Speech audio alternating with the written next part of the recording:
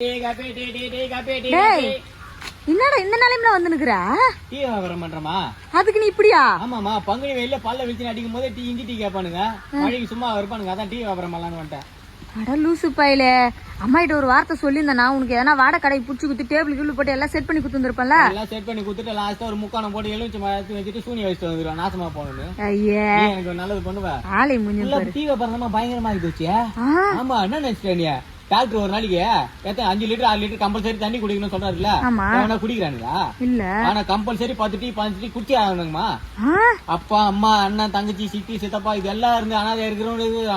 ஆனா டீ குடிக்காம ஒருத்தவங்க இருக்கு தெரியலமா அப்படின்ற. ஆமா, அது கூட தலைவலி வந்து என்ன பண்ணுவானுங்க, பேது பிடிப்பானுங்க. இப்ப அதெல்லாம் கிடையாது. ஒரு 5 ரூபாய் டீ வாங்கி குடிச்சோமா தலைவலி போயிடுச்சு. அது முன்ன பாத்ரூம் வரல என்ன பண்ணுவீங்க, ஹாஸ்பிட்டல் ஓடுவீங்க. இல்லன்னா வாழைப்பத்து எடுத்து 10 15 துணி தொப்பை தள்ளாம தள்ளுவானுங்க. ஒரே ஒரு டீ தான் காலையில எழுந்திரிச்சு பாத்ரூம் கலக்கலா புலப்பலாம் வச்சுலாம். அவ்வளவு வந்துச்சுமா, டெக்னாலஜி போயிடுச்சுமா. என்னடா மாத்திரம் சொல்ற? நீ பேசுறது கேட்ட எனக்கே தலைவலி. அம்மாக்கு ஒரு டீ போட்டு குடுறா சாமியா.